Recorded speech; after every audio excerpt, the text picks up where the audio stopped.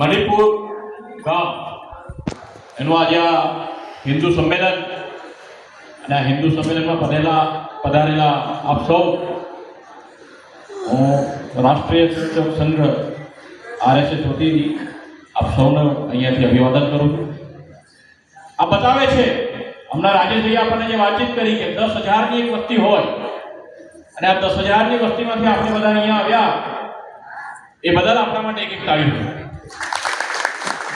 આ બતાવે કે આપણે બધા જાગૃત નાગરિક છે.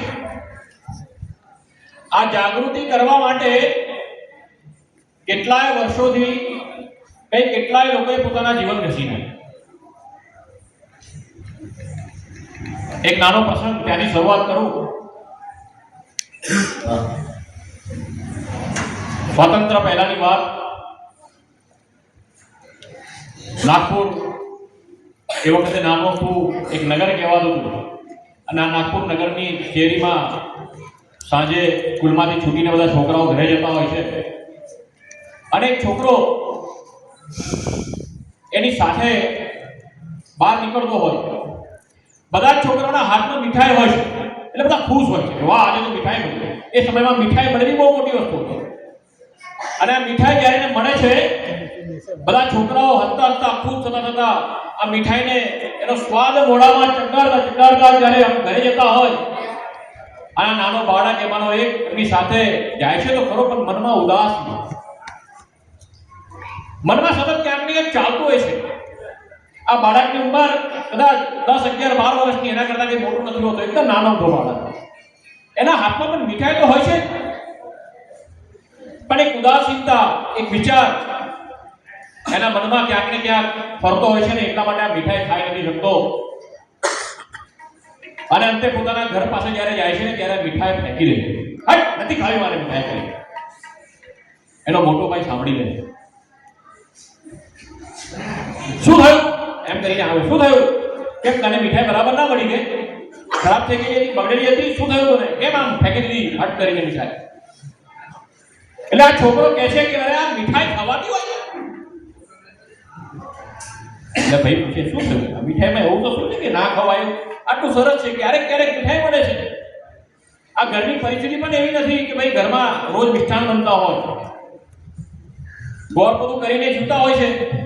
બીજાના ઘરે ક્યાંક કથા વાર્તા કરવા જતા હોય કે પૂજા કરવા માટે જતા હોય ને ત્યારે કંઈક થોડું જમવાનું મળે ત્યારે જમતા હોય છે. એવા ઘરની પરિસ્થિતિ હોય છે અને એ ઘરની પરિસ્થિતિમાં જીવતો એક નાનો તો બાળક, એને મીઠાઈ મળે છે તો ખુશ થવાના બદલે ફેંકી દે છે. એટલે મોટો ભાઈ પૂછે છે થયું છે શું તને?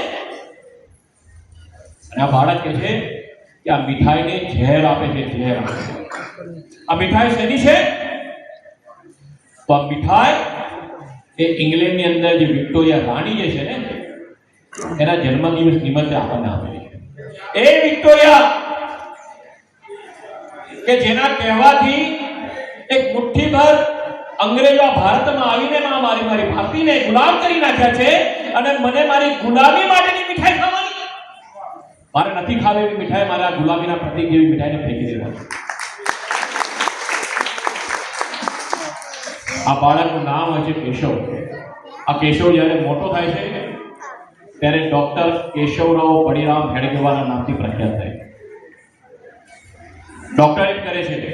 આખા ભારતમાં જ્યારે માત્ર 76 ડોક્ટર હોય છે, એ 76 ડોક્ટરમાંનો એક આ કેશવ.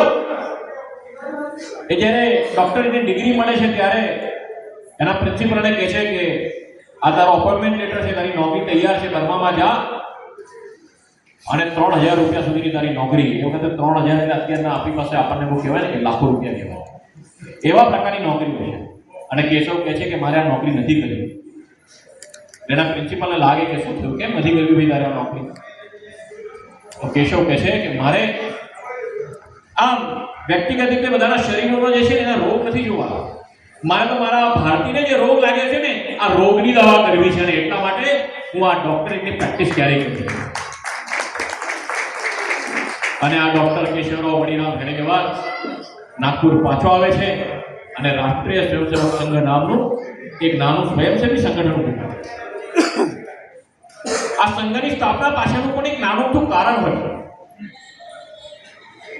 આ કારણ જાણવું પડશે આપણે બધાએ. भारत में सोने की ઇન્ડિયા કહેવાતી હતી, જ્યાં સંસ્કારોથી ભરેલી નગરી છે. આખું વિશ્વ જે ભારતને માતા ગણતો હતો, એ ભારત એ પરતંત્ર કેવી રીતે થાય, ગુલામ કેવી રીતે થાય? આના પાછળની આખી વિચારસરણી આપણે બધાએ સમજવી પડશે. અને જો કદાચ એ વિચારીશું, એ સમજીશું, તો આપણને ધ્યાનમાં આવશે કે આવા જે હિન્દુ સંમેલનો છે એ ખરેખર કેમ થાય છે ને એની જરૂરિયાત શું છે. આક્રમણો ભારત પર બહુ થયા, પરંતુ છેલ્લા 300-400 વર્ષમાં જે આક્રમણ થયા ને એને ભારતના લોકોની માનસિકતા બદલી કાઢી, વિચારવાની શક્તિ બદલી કાઢી. અને કેવી હદે બદલી કાઢી કે પોતાને હિન્દુ હોવામાં શરમ આવે એવા હદ સુધીની આ માનસિકતા બદલી કાઢી. આજે પણ આવા સંમેલન થાય ને હિન્દુ સંમેલન આવો જ્યારે શબ્દ પ્રયોગ કરીએ તો કદાચ આપણી આજુબાજુમાંથી કોઈ બોલતા હશે, અરે આ તો એવા લોકોનું કામ છે જે ખાલી ક્યાંક ને ક્યાંક હિન્દુ હિન્દુ હિન્દુ કરીને ક્યાંક વોટ બેંક ઊભી કરતા હશે. તો આ સંમેલન વોટ બેંક ઊભી કરવા માટેની નથી. આ સંમેલન ભારતની આત્મા પર જે આઘાત થયો હતો ને એ ઘાવ વિધવા માટે. આઘાત કેવા થયા હતા? તો 1857 ની અંદર ભારતમાં એક મોટું સ્વતંત્ર આંદોલન ચાલ્યું. કમનસીબે આંદોલનમાં આપણે ક્યાંક આપણા હાથ સીધા પડ્યા અને એ વખતે અંગ્રેજોની મેકાલો સિસ્ટમ જે છે એ ભારતમાં પ્રવેશીને એને સૌથી પહેલું કામ શું કર્યું? ભારતની ગુરુકુળ પરંપરા જે છે એને નષ્ટ કરી. અહીંયાથી લોકો અટક્યા નહીં. ભારતની ગુરુકુળ પરંપરાની અંદર પોતે કેટલા આપણે વિશ્વાસનીય છે, આપણો પોતાનો જે વારસો જે છે, આપણી સંસ્કૃતિ છે કેટલી સારી છે અને એને સાથે રાખીને કેવી સારી રીતે જીવી શકે એવું શીખવાડતા હતા આપણે. પરંતુ એને આખું નષ્ટ કરી નાખ્યા. પરંતુ એની બહુ મોટી ઇફેક્ટ નહીં આવી. યાદ રાખજો, મેકલોની અંગ્રેજી જે સિસ્ટમ છે એનાથી આપણને મોટું નુકસાન નથી થયું. એના પછી એ લોકોએ જે કામ કર્યું એનાથી મોટું નુકસાન થયું. એટલે જ્યારે અંગ્રેજી સિસ્ટમ શરૂ કરી એ વખતે સિસ્ટમ શું હતી? અંગ્રેજી સ્કૂલો શરૂ થઈ, બધા છોકરાઓએ અંગ્રેજી સ્કૂલમાં ભણવા જવાનું. ત્યાંના જે ફાધર છે, જે નન છે, એમને બધું શીખવાડે અંગ્રેજીમાં. એ શીખે પણ ખરા બાળકો. પછી ઘરે જાય, ઘરે જઈને જ્યારે પોતાના પરિવાર સાથે રહે ને બીજા દિવસે ફરી સ્કૂલમાં જાય ને સ્કૂલમાં જઈને જેને શીખવાડ્યું હોય કે હનુમાનજી એ તો તમારા કાલ્પનિક વાતો છે, એવું કંઈ હતું નહીં, એ તો તમારા ભગવાન કહેવાય ખરા પણ કલ્પના છે, એ હકીકતમાં કંઈ હતા નહીં, તમારે એની પર બહુ વિશ્વાસ નહીં રાખો. અને બીજે દિવસે જ્યારે ફાધર એને પૂછે કોણ હતા હનુમાનજી, એટલે છોકરાઓ ઉભા થઈને ગર્વથી કહે કે અમારા ભગવાન છે, રામના સનિષ્ઠ સેવક છે, અમારા પૂર્વજ છે. એટલે આ ફાધરને થાય આવું કેમ થાય છે ભાઈ? એટલે ફરી પાછો અંગ્રેજો આમ સર્વે કરવા બધા હોશિયાર, એટલે અંગ્રેજોએ સર્વે કર્યું. ભાઈ શું થયું ભાઈ, આ ગરબડ ક્યાં થાય કે આ ફાધરને ભણાવતો નથી આવડતો? ફાધરને ત્યાં સંદેશા ખોટા કેમ જાય છે? રોજ એવું બનાવે છે કે કપોળ કલ્પિત વાતો છે, રામાયણ મહાભારત ને બધી, અને રોજ પાછા એમ કહે છે કે ના ના એ તો અમારા જીવનનો હિસ્સો છે, અમારા પૂર્વજો હતા, અમે એના સંતાનો છે, એનો અમને ગર્વ છે. આવું કેમ થાય? એટલે ફરી પાછો સર્વે કર્યો અને ખબર પડી કે આ એટલા માટે થાય છે કે આ છોકરાઓ અહીંયાથી ભરીને જ્યારે ઘરે જાય ને ત્યારે બા દાદા સાથે બેસે છે, અને બા દાદાનું કામ શું હોય છે? એ જ રામાયણ મહાભારતની વાર્તાઓ કે એમાં શૌર્યભરી વાર્તાઓ આવે અને છોકરાઓના મનમાં આ સંસ્કાર ફરીથી પાછા પ્રતિપાદિત કરે કે વાહ, રામાયણ અને મહાભારત એ કઈ કલ્પના નથી, એ સત્ય હકીકત છે. આપણા પૂર્વજ રહી ચૂકેલા છે, રામ આપણા પૂર્વજ રહી ચૂકેલા છે, કૃષ્ણ, અને આપણે બધા એના સંતાનો છે. અને આવો વિશ્વાસ લઈને બીજે દિવસે ફરીથી આ છોકરો સ્કૂલમાં જાય. અને એટલા માટે મેકલો સિસ્ટમ જે છે શરૂઆતમાં એકદમ ભેળ થઈ ગઈ, નપાસ થઈ ગઈ. એટલે અંગ્રેજોએ બીજું કામ સરસ મજાનું કર્યું. અત્યાર સુધી એ કામ કરતા આવ્યા છે, હજુ એની આપણને અસર થાય છે. અને કામ એટલે શું? તો નાનું કુટુંબ સુખી કુટુંબ. બા દાદા ઘરમાં હોય તો કચકચ વધારે કરે, બે ભાઈઓ સાથે રહે તો ભાભીઓ ઝઘડે, મારા દીકરાને મારો મોટો ભાઈ છે અથવા નાનો ભાઈ છે ને કંઈ કહી ના શકે. આવી જે નાની નાની વાતો જે આવી એ આપણા મનની અંદર ક્યાંક ને ક્યાંક એમને પ્રવેશી ગઈ. ભારત કલ્ચર કેવું રહે, કેવી સંસ્કૃતિ આપણી કે એક ભાઈને રાજ મળે એટલા માટે એ માં જે છે એ મોટા ભાઈને એવું કે તારે જંગલમાં જવાનું. જો કદાચ આજની પરિસ્થિતિ આવી થાય તો, પરંતુ એ સમયે શું થતું હતું? આપણા સ્વભાવ કેવો હતો કે નાનો ભાઈ જેના માટે રામને જંગલમાં જવું પડે છે, એ નાનો ભાઈ પણ કહે છે કે માં જેના માટે તે મને જંગલમાં મોકલ્યો મારા મોટા ભાઈને ને, એ મારા માટે હવે શું છે, ઝેર બરાબર છે. હું એ સિંહાસન પર જિંદગીમાં ક્યારે ગયો. અને પોતે અયોધ્યામાં ન રહેતા અયોધ્યાની બહાર નંદીગ્રામમાં રહીને પોતાના 14 વર્ષ વિતાવે છે. આવો ભાઈઓનો પ્રેમ અને આવા સંસ્કૃતિના વાહક આપણે બધા આજે કઈ પરિસ્થિતિ પર આવી જાય છે. નાનું કુટુંબ, સુખી કુટુંબ, અમે બે, અમારા બે, એના કરતા વધારે આજે સોસાયટીમાં ચાલ્યું છે. હવે તો છોકરા નહીં જોઈએ, એના કૂતરા પાડી. આ શું પરિસ્થિતિ આવી ગઈ? કચકચ એવી જોઈએ જ નહીં તમારે. કૂતરાઓ ભસે ચાલશે, છોકરાઓ વડે નહીં ચાલે. આ પરિસ્થિતિ. તો આ બધી માનસિકતા દૂર કરવા માટે આ શરીરની, આ રાષ્ટ્ર શરીર છે, એ રાષ્ટ્ર શરીરમાં ભારતીના આત્મા પર જે આઘાત લાગે છે, આ બધા નાના નાના આઘાત છે. એની સંસ્કૃતિ પર જે છેદ પાડ્યો છે, એને દૂર કરવા માટે કોઈકે તો કામ કરવું પડશે. બધા લોકો મંડ્યા છે ભારતને સ્વતંત્ર કરાવવા માટે. 1947 પહેલાની આ વાત. કોઈ શસ્ત્રથી લડે છે, કોઈ રાજકીય રીતે લડે છે, કોઈ વિચારોથી લડે છે, પરંતુ ભારત સ્વતંત્ર થશે પછી શું થશે? પછી મેં વિચાર કર્યો કે તો આ વિચાર કદાચ કોઈ કરતું નહોતું. અને ત્યારે આ કેશવના વિચાર આવ્યો કે આના માટે તો કામ કરવું જ પડશે. અને એટલા માટે રાષ્ટ્રીય સ્વયંસેવક સંઘની સ્થાપના 1925માં નાગપુરમાં થઈ. અને માત્ર સ્થાપના કરવાથી કામ અટક્યું નથી. આજે પણ નિરંતર ચાલે છે. 100 વર્ષ થઈ ગયા, પણ મનમાં હજુ સ્વયંસેવકોના મનમાં ક્યાંક ને ક્યાંક સંતોષ છે કે હજુ જે કામ થવું કે નથી. હજુ કુટુંબો વિભક્ત છે, તો કામ કરવું પડશે ફરીથી આ કુટુંબોને એક કરવા. કદાચ આજની પરિસ્થિતિ એવી છે કે કદાચ એક છત નીચે રહી નહીં શકતા હોઈએ, પણ એક મન રાખીને અલગ અલગ ઘરમાં રહી તો શકીએ. ઘર તો એક બનાવીએ, ભલે મકાન એક અલગ અલગ. તો આ વિષય સંઘના કાર્યકર્તાઓ સાથે લઈને આજે આખા ભારતમાં પસરી કે આપણે કુટુંબો પહેલા એક કરીએ. કુટુંબ એક થશે તો શું થશે? તો સૌથી પહેલા પોતે કોણ છે એનો વિશ્વાસ મનમાં આવતો. આપણે કઈ એવી સંસ્કૃતિના વાહક છે, એની ગૌરવશાળીની વાતો કઈ કઈ છે, આ બધા વિષયો બધાને ધ્યાનમાં આવે. પોતાનો સ્વ શું છે ખબર પડશે. પોતાનું કુટુંબમાં જો રહેતા હશે ને કુટુંબમાં બધા ભાઈચારાથી રહેતા હશે, બધા સાથે મળીને રહેતા હશે, તો એ વિશ્વાસ આવશે કે હા મારે મારા દેશ માટે જીવવાનું છે, મારા દેશ માટે કઈ કઈ કામ કરવા. અને કુટુંબમાં સંસ્કાર કેવા મળે છે આપણને બધાને ધ્યાનમાં છે. જ્યાં ઘરે દાદા દાદી સાથે રહેતા હોય એટલે ખબર હશે છોકરાઓ કે સવારે ઉઠતાની અંદર જ આપણે સરસ કહેતા હોય કરાવે વખતે લક્ષ્મી કરમ ઉદય સરસ. ઉઠતાની વારમાં શરીરની અંદર જ ભગવાન છે, બહાર શોધવાની જરૂર નથી. આ ધરતી માતા કે જે મને જીવવા માટેનો સૌથી મોટો આધાર આપે છે, એ સમુદ્ર વષ્ણે દેવી પર્વત સ્તન મંડળે, એવી રીતે આપણે પગે લાગીને જીવનની શરૂઆત કરીએ. આવા સંસ્કાર આ કુટુંબમાંથી શરૂ થાય છે. એટલે કે સ્વનો વિચાર જ્યારે શરૂ થાય, અને જ્યારે સ્વનો વિચાર કરતા હોઈએ ત્યારે પોતે શું છે, પોતે કોણ કરે છે ત્યારે ધ્યાનમાં આવે. આજે જો જે વિભક્ત કુટુંબ છે એ લોકોને ત્યાં ફરવા જવાનો તો વિચાર કેવો હોય, ક્યાં જવું છે? બાલી જઈએ આપણે કુવૈત જઈએ, આપણે અમેરિકા જઈએ. આપણે જ્યાં આજે પણ કુટુંબ ભેગા મળે છે ત્યાં શું કે ચલો ચારધામ યાત્રા કરવા જઈએ. તો પહેલા ભારતની અંદર જે ફરવાના સ્થળો છે એ તો ફરીએ, પછી વિદેશમાં જઈશું આપણે. એટલે કે સ્વનો વિચાર કરો. જો કુટુંબ એક થશે તો સ્વનો વિચાર કરતા થઈશું. અને આ સ્વની અંદર કયા વિચારો આવી શકે? તો કુટુંબના બધા લોકો સાથે મળતા હોય અને ઘરમાં કોઈ પ્રસંગ હોય તો ભારતીય પોશાક પ્રમાણે બધા પહેરીને બહાર નીકળતા હોય. એ વખતે ટાઈ બાઈ લગાવીને કોઈ બહાર ના નીકળે. ભારતીય પોશાકમાં નહીં. ભારતીય પરંપરાના એ વખતે વ્યંજનો બનતા હોય ઘરની અંદર. ત્યાં ઉત્સવ આપણો હોય અને આપણે બનાવીને ખાતા હોય બિરયાની. આ ક્યાં કેટલા સરસ સરસ 56 ભોગ વર્ષોથી આપણે ભગવાનને ચડાવતા હોઈએ. એ 56 ભોગ ભૂલીને આપણે બિરયાની ખાતા. તો જ્યાં કુટુંબ ભેગા હોય ને ત્યાં આગળ પોતાનું ભોજન, પોતાના વિચારો સાથેનું ભોજન.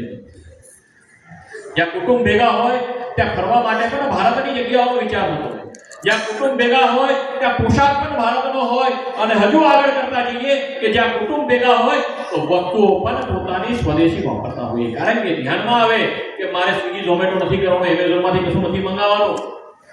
આ ગામના નાકા પર પાદર પર જેની દુકાન છે ને મારે ત્યાંથી બધું લાવવાનું. અને ત્યારે જઈને કુટુંબમાંથી હવે આપણે એક સ્ટેપ આગળ વધીએ અને આગળ વધશે કે મારે મારા સમાજની સાથે જોડવાનું. જે મારો ભાઈ છે એની દુકાનમાંથી મારે કંઈક ને કંઈક વસ્તુ લેવાની છે, તો આ પૈસો જે છે એ મારા ભારતમાં જ રહેવાનો છે, ભારતની અંદર રહેશે, બધાની એક સાથે ઉન્નતિ થવાની છે. આ વિચાર એટલે સંસ્કૃતમાં એક નાનો શ્લોક છે, ત્યજેત એકમ કુલસ્યાર્થે ગ્રામસ્યાર્થે કુલમ ત્યજેત ગ્રામમાં જનપદસ્યાર્થે આત્માર્થે પૃથ્વી ત્યજેત. પહેલા પોતાનો ઉદ્ધાર કરીએ અને પોતાના ઉદ્ધારની સાથે જેવો થાય જરૂર પડે આપણા કુટુંબને, તો પોતાનું હિત છોડીને આપણે કુટુંબ માટે આગળ વધીએ. જો સમાજને જરૂર છે તો કુટુંબનું હિતને પણ એક બાજુ પર રાખીને સમાજ માટે આગળ વધીએ. અને જ્યારે રાષ્ટ્રને જરૂર પડે ત્યારે આપણા કુટુંબને પણ એ રાષ્ટ્રના કામમાં લગાડી દઈએ. આ આપણી પરંપરા છે, આપણી સંસ્કૃતિ. અને જો આ કુટુંબ ભેગું હશે તો શું થશે? ઘરમાં જે જમવાનું બને ને સૌથી પહેલો કોળિયો ક્યાં નીકળે? ગાય માતા માટે નીકળે. છેલ્લો કોળિયો કૂતરા માટે નીકળે. સવારના પોરમાં કીડિયારો પૂરવાનો, સૂર્ય ભગવાનને પાણી ચડાવવાનું. આજે મોટી મોટી સમિતો થઈ રહી છે પર્યાવરણ બચાવ કરીને. આપણે તો આ નાના નાના કામથી પર્યાવરણને બચાવતા આવ્યા છે. એકદમ નાનું કામ છે. આપણા કોઈ ભગવાન ક્યારે કોઈ શસ્ત્ર અને ક્યારે કોઈ પ્રાણી વગર રહ્યા નથી. કોઈનો પણ મોટો એ શું બતાવે છે? આ પૃથ્વી પર આપણા બધાનું સહજીવન બતાવે છે કે પૃથ્વી માત્ર માણસોની નથી, મનુષ્યોની એકલી પૃથ્વી નથી. અહીંયા રહેલો દરેક જીવજંતુ છે એને પણ આ પૃથ્વી પર રહેવાનો અધિકાર છે. અને જ્યારે આ વિચાર મનમાં આવે ને ત્યારે પર્યાવરણની રક્ષા થાય. માત્ર એસી રૂમમાં ક્યાંક બેસીને વાતચીત કરીએ અને કાર્બન ડેટા પર કામ કરીએ એની પર પર્યાવરણનો ક્યારેય જન્મ ન થાય. પરંતુ આ વિચાર એક નાના બાળકને કોણ શીખવાડશે? એના કુટુંબમાંથી શીખવા મળતો હોય. આગળ કુટુંબમાં શું થાય? આગળ જ્યાં હજુ પણ ગ્રામીણ સંસ્કૃતિ વધેલી છે ત્યાં આપણને ધ્યાનમાં આવે કે પોતાના ઘરમાં પોતાના ખેતરમાં જે કામ કરતા હોય ને, એ રામલા એટલે ક્યારેય ન બોલે. એ ભાઈ, એ રામુભાઈ, ઓ રામુ કાકા, આવા નામથી હજુ પણ બોલાવે. તો આખી દુનિયા જ્યારે ભારતની ઉપર એવો આક્ષેપ મૂકતી હોય કે ભારતની અંદર ભેદભાવ છે, હું કહું છું કે જ્યાં ગ્રામીણ સંસ્કૃતિ હજુ પણ ટકેલી છે, જ્યાં કુટુંબ પરંપરા હજુ પણ ટકી છે, કે આવા પ્રકારના કોઈ ભેદભાવ નથી. અરે ભારતનો તો કેવા લોકો છે, એ ચંદ્રને મામા કે, સૂર્ય જે છે સૂર્યને દાદા કે, ગાયને માતા કે. જો આપણે પ્રાણીઓ અને નિર્જીવ લોકો સાથે પણ આપણા સંબંધ જો પ્રસ્થાપિત કરતા અને પોતાના માનતા હોઈએ તો મનુષ્યમાં આપણે ભેદ કરીએ છીએ. પરંતુ આપણને ભરમાવી દેવામાં આવેલો છે કે આપણે બધા ભેદભાવ કરીએ છીએ અને આપણે ભરમમાં આવી પણ ગયા. અને ક્યાંક ને ક્યાંક અજાણતા ક્યાંક ને ક્યાંક આપણે એકબીજા સાથે ભેદભાવ કરી દઈએ. આ ભેદભાવ આજે સમાજમાંથી આપણે હટાવવાનો છે. વિચારવાનું છે કે આપણે આપણા સાથે જે કામ કરે છે બધા લોકો સાથે આપણો વ્યવહાર કેવો છે. આપણી સાથે જે સફાઈ સેવકો કામ કરતા હશે, ખાસ કરીને જેને કહેવાય છે લેબર ઇન્ટેન્સિવ વર્ક કરતા હોય, મજૂરી વર્ક કરતા હોય, મજૂરી કામ કરતા હોય, આવા બધા સાથે આપણે મહેનતનું કામ કરીએ છીએ. આવા લોકો સાથે શું એમને કંઈક આપીને હું ફોટો પડાવું કે અને સોશિયલ મીડિયા પર મૂકવું, આજે મેં અહીંયા આટલા કપડા બધાને આપ્યા, આજે આ બધાને મીઠાઈ ખવડાવી, તો આપણી સંસ્કૃતિ રહી નથી. વર્ષોથી આપણે કરતા આવ્યા છે. કુટુંબમાંથી આવું શીખવાનું છે. અને સાહેબ કુટુંબ જો કદાચ એકદમ સારું હશે ને તો એને જ ખબર છે. આજે તમે વિચારો, જેની વાતચીત કરીએ છીએ આપણે, આખા બધા દેવી દેવતાની વાતચીત કરીએ, એકમાત્ર એવો પરિવાર છે શિવ પરિવાર કે જેની અંદર એ સૌથી મોટો પૂજનીય પરિવાર છે. બાકી ભગવાન તરીકે બધા વ્યક્તિગત રીતે પૂજ્ય હશે. કૃષ્ણ ભગવાનને એકલા પૂજીએ પણ બાકી બધાને પૂજે છે. રામને પૂજીએ પણ એના પરિવારને પૂજીએ. સીતા માતા સાથે હોય, ભાઈઓ સાથે હોય, પણ લવ કુશ માતાજી ક્યાંય એમની પૂજન ન થાય.